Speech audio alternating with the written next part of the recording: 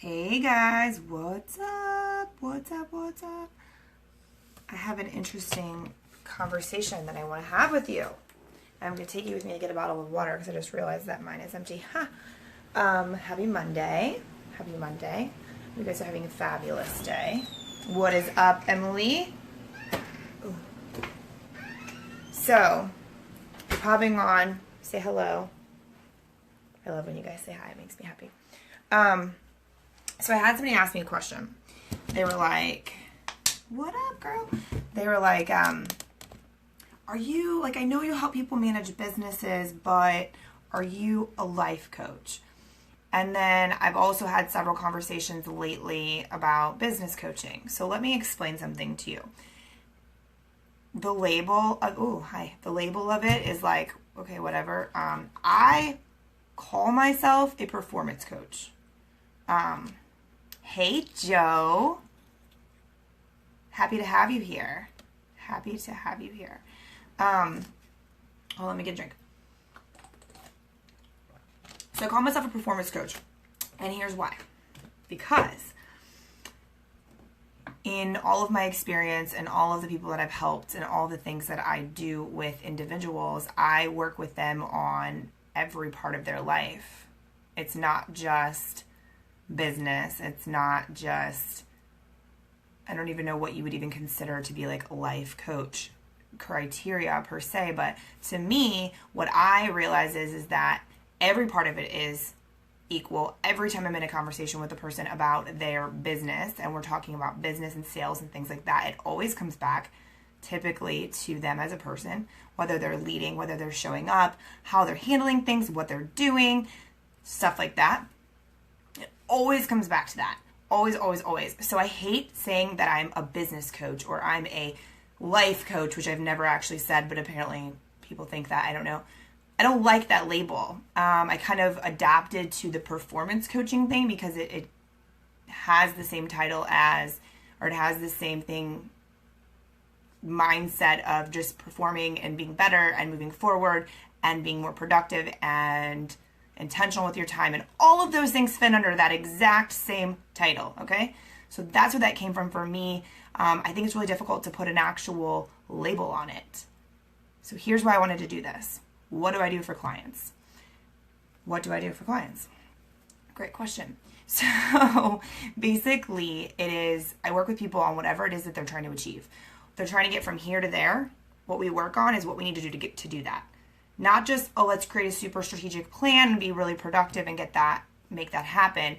Instead, we work on, okay, why am I right here? Like, what is keeping me at this level? What is keeping me right here? Why am I not here yet? Whether it's, most of the time there's a lot of doubt, there's a lot of ways of thinking that's in the way, there's a lot of stupid ass decisions that we keep making over and over and over again that are keeping us from making any actual leeway heading in the right direction. Most of the time we're not even clear at all and we have no idea what the hell it is that we're trying to accomplish or how is this even possible to get here.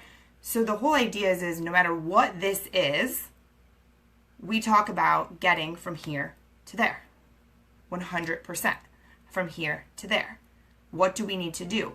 Basically, a lot of it, Joe, perfect question, perfect timing for that question. It is a big mindset game. Making the shifts that are necessary for you to be able to perform as the person that you need to be to get to this level takes mindset shifts. 100%. So that's the big question. Like, what do you need to do to be this person? The person that is at this level to do these things. What things in your life that you're operating at right now do you need to shift and change in order to get you here? So what we do is we break that shit down. Like, we go over the mindset, the things that you need to change in your ways of thinking and your behavior when it comes to being intentional or just like going through the motions and not even paying attention to what you're actually doing. Ways of shifting your language and how you deal with people, how you deal with other parts of your life, the attention that you're putting on all the parts of your life. And then, yes, like Paul just said, daily practical steps. Literally the things that you need to do to get you from here to here are going to be the small things that you do every single day, the things that become a habit for you. My favorite part of what I do for people is help them make a transformation that lasts. is not just something that they do really, really well while we're working together and then we don't work together anymore and they like fail. It's not how it works. It's lasting. It's a lasting transformation. It's something that will take you from here to here.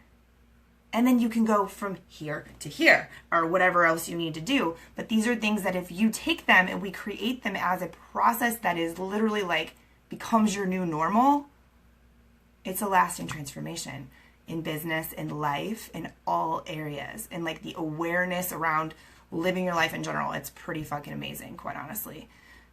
And that's the way that it breaks down. And it's hard for me to pinpoint that down onto one title, business coach, life coach, whatever. It's all intertwined in how I help people. I need an overhaul in some places. Sorry for the oh my God, don't be apologizing for the comments. That's perfectly fine, Joe. I love it.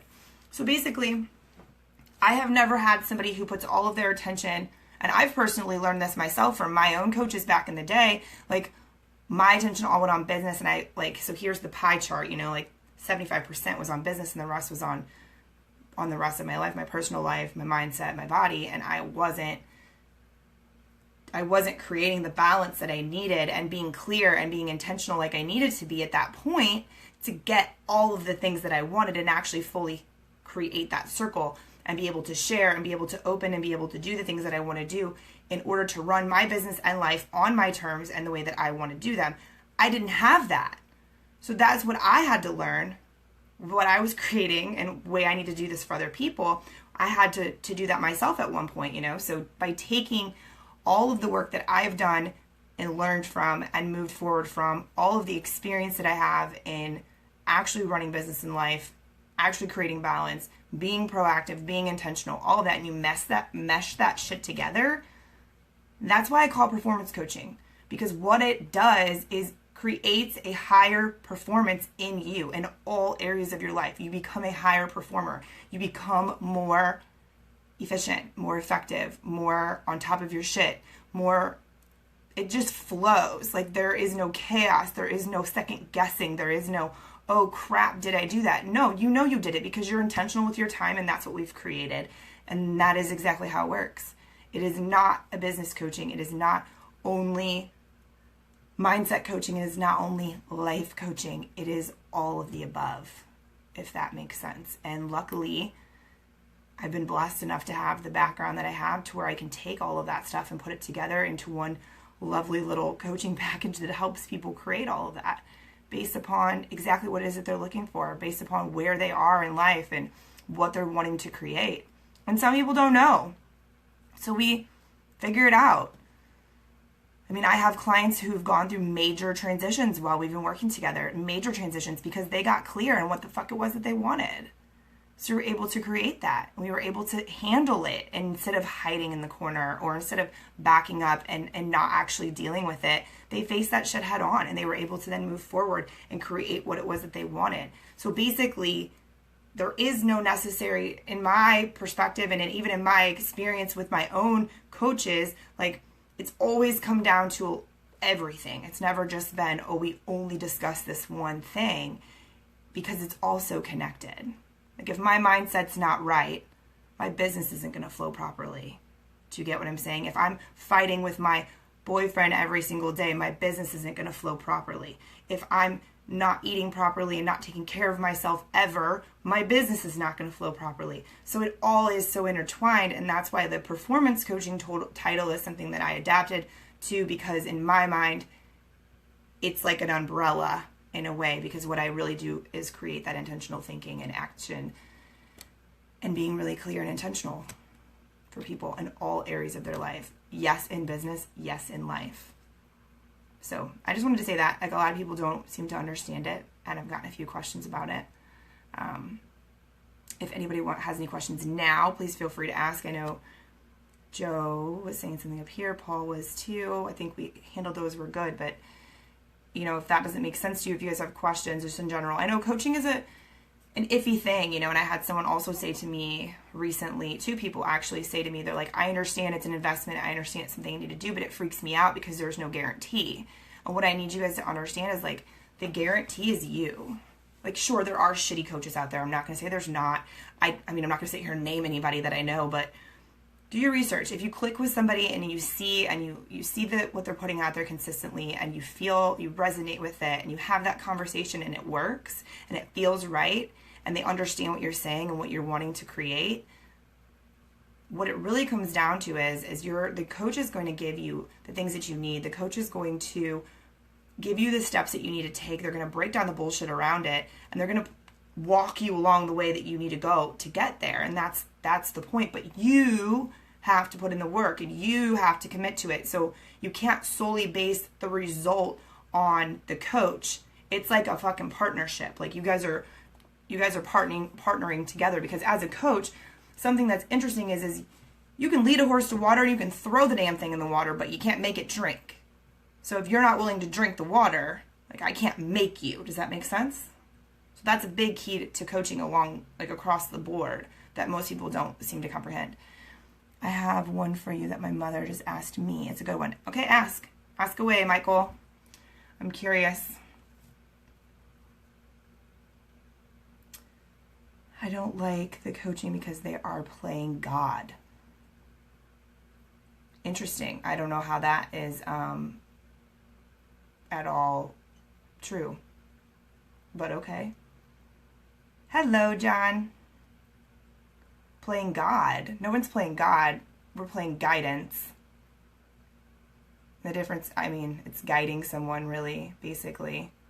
It's guiding somebody, getting them out of their own way, teaching them how to look at things differently, we're all taught such a closed-minded way of thinking, and sometimes it takes another person to ask them the questions that they need to be asked in order for them to think of things differently. There's no godly status about it. It's just you're being that person. Yes, Emily! Emily for the win! Emily for the win! You're being a lighthouse. Absolutely. You're guiding someone 100%. That's what it is. The difference is, so I've had people ask me this too, so you have like counselors or therapists, right? Well, a therapist is going to ask you, like, they want to know why you feel this way, or they'll explain to you why you feel this way, but they don't explain to you how to get past it, and like how to move forward, and how to be productive, and how to take that and flip it into something that's constructive. They don't teach you that. They have you talk about your feelings, and they tell you why you feel that way, and then that's it. What a coach does is they break down why this shit is happening to you and how we move forward. Like, how do you move forward? How do you go from point A to point B in a constructive fashion? That's what a coach does. They guide you along that way. And like Emily said, a lighthouse is absolutely the perfect explanation, because it really is, how do you get from point A to point B? Let me guide you. And now granted, like, I'm a little different maybe, because I have all these tools and these actual tangible things in my toolbox I can give you to help you get there. There is a shitload of mindset work, like we talked about earlier, though, and it's really just a way of changing your way of thinking, basically. But you have to want to do that. So, like, I understand where she's coming from, but until her way of thinking around coaching changes, she would not get a result that she was looking for. If it's a negative thought process around it, she entered into a coaching agreement with someone right now, she would not get the result she was looking for because of that way of thinking. That would definitely be, I mean, she'd be standing in her own way. So same thing, like when it comes to the lighthouse and you're shining, right? People aren't going to see the light if they're not ready to. And that's just the truth. So same thing with coaching. If you're not ready to commit and understand and believe that you're going to put in the work and do it, then you shouldn't enter into that coaching contract, because it's not going to happen. And a good coach would see that coming forward, and they would not enter into an agreement with you. They would not do that, because they're not going to get you the result. The whole point of a good coach is they know what result they can get you, and they're going to pour their freaking life and soul into you until they get you that result, if you're willing to do the work along with them. That's how it works.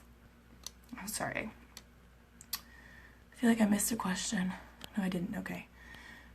So yeah, I mean, that's basically the breakdown. And I know there's a lot of bullshit around it, and I actually just watched a webinar today for 2 hours about some of the nonsense that's going around the coaching industry right now, and the way things are changing and different stuff like that. It was really interesting, but like, All I know is that I'm me, and I show up as me, and I be authentic as I can, and share with you how I help people, and my results speak for themselves. I have coaching clients on all different areas that have results. So, I mean, I'm not really going to sit here and stress about that sort of stuff. Everyone has their own opinion. But what the basic reason here, we kind of went off course here, but thank you for the conversation, Michael, because I think it's interesting. I think it brings up an interesting point. And the fact of the matter is that, again, there's this like stereotyping. This is like my biggest pet peeve of all of life, is that everyone puts everything in a box and they stereotype the shit out of it. And it's like pointless to me because it's such an assumption. Like you can't, like you assume things without asking questions. So basically you assume that life coaches are all bullshit or that we're all like think we're godly or whatever the hell people think. But like basically it's just a very stereotypical way of thinking, and I hate that. And that's kind of the point of why I made this post when I was like, life coach, business coach. No, I'm a performance coach. I help you perform higher. I help you get better results. I help you move forward. I help you get shit done. Imagine that. In all areas of business and life. David, you're so sweet. Thank you. I get on a rampage sometimes. I do too. Thank you for elaborating on this question. Absolutely. I love it. I love the conversation. Love the conversation. It's fun for me. But yeah, that's really just like basically even the whole, it's a great question, quite honestly, now that I think about it, to even go along with this conversation, because it comes back into the fact of like people that do try to label or stereotype this different ways of thinking. And it's just like that's just not the way it works. Like, I am the queen of not fitting into a box. Trust me. If you guys have been following me for it all, you know that. So I certainly don't think I should start now with the title of what kind of coaching I do. Justin, I think if I'm a new coach. Oh, that's exciting. I'm down. Hit me up. Let's have a conversation. I referred you to someone. I will DM you later. Okay, awesome. I appreciate you. That is awesome, Michael. You guys are great. Anybody have any other questions? I'm going to jump off in just a sec. I gotta go prep some meals for the week.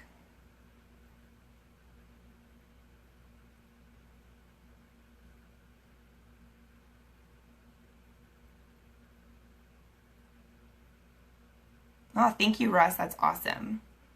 See, it totally doesn't even feel like a niche or whatever to me, just because I feel like it's such a big, important part of life that like all the aspects of like, hey, let's just not wander through life with our head in the clouds and try to get things done. Let's actually get things done would be a really great thing. So I appreciate that. So a lot of time, let's see what John. So a lot of times it's not even knowing what direction to go. Sometimes you know the right path to go down. It's always been a matter of motivation. What can coaches do for you there? Asking for a friend. So basically, let's break this down. So just because you have, hold on a second. So you know the right path to go down, but you're just not. That's not a fact. It may not even be necessarily the motivation. It's consistency. It's having someone to hold you accountable, which is like the number one reason to have a coach. 100%, because you know that every single week you're going to get on a call with that person, and you're going to either have to tell them that you did not do the things that you said you were going to do, or you're going to have to lie. So I would hope that you wouldn't lie to them, because then you're wasting your money.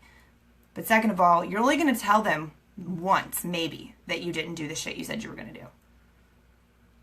That gives you motivation. Plus, a good coach does inspire you and keep you motivated and give you the ass kickings that you need when you need them, but also encourages you along the way. The beautiful thing about it also is that we all have struggles, right? We talk about our struggles with people, but we don't talk about our wins. So you have a coach that's in your corner literally as your cheerleader. Like, let's talk about the shitty stuff and let's celebrate the good stuff that nobody else even like gives a shit about, but your coach has been along the ride with you, so they get just as excited about it as you do. I remember the first time I made an online sale, my coach and I literally like cheersed wine on our phone call. Like, we were so excited. No one else gave a shit. I had sold $200. Like, everyone's like, okay, $200, yippee. And I'm over here like having a party, and she got it. And that felt good. That's motivating. If that makes sense.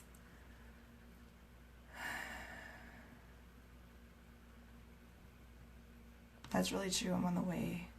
I'm way too honest to not be accountable for shit.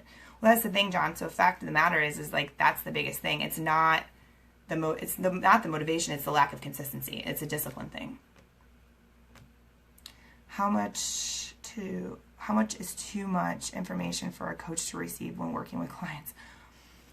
That's an interesting question, and I don't know that there really is too much information. I mean, I've had in-depth conversations with my clients about their relationships and like the issues as to why they're not intimate. Basically, like breaking down, like, this was the conversation. This is the conversation every time that we're not.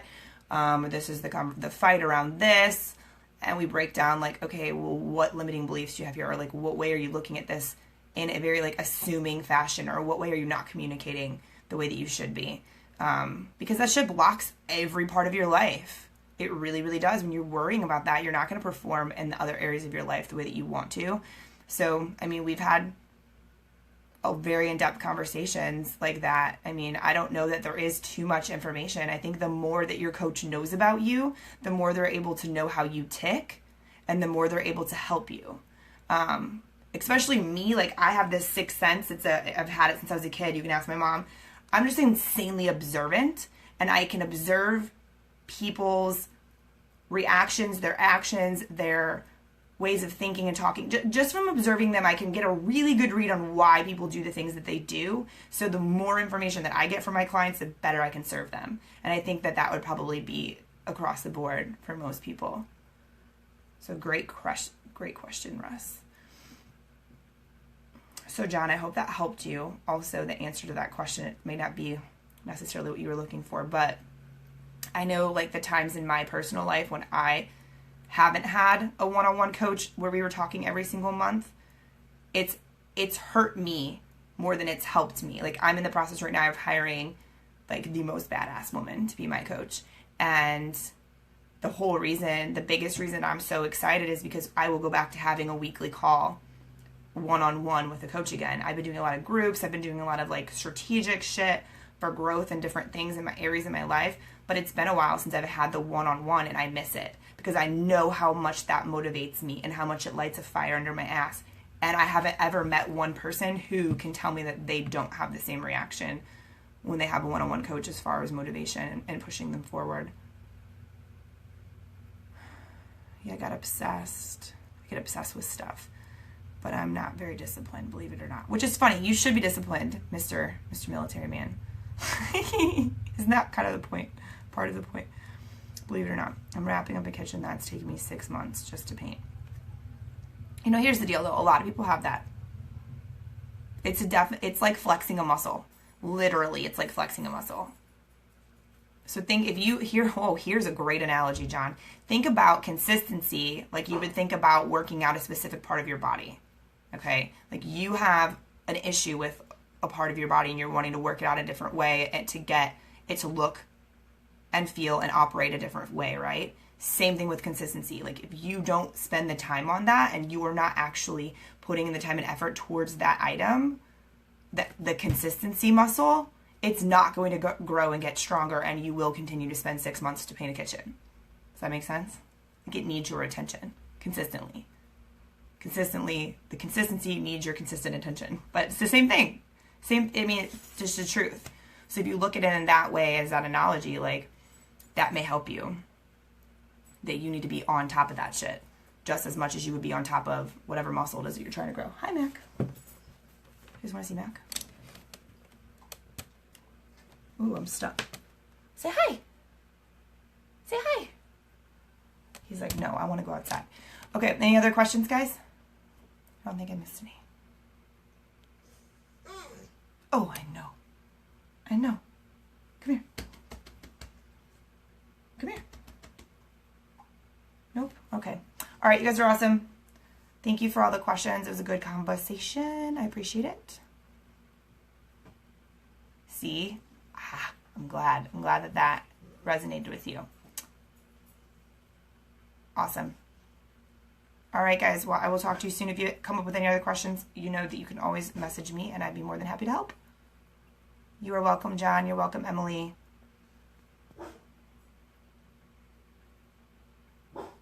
See you later, guys. Bye.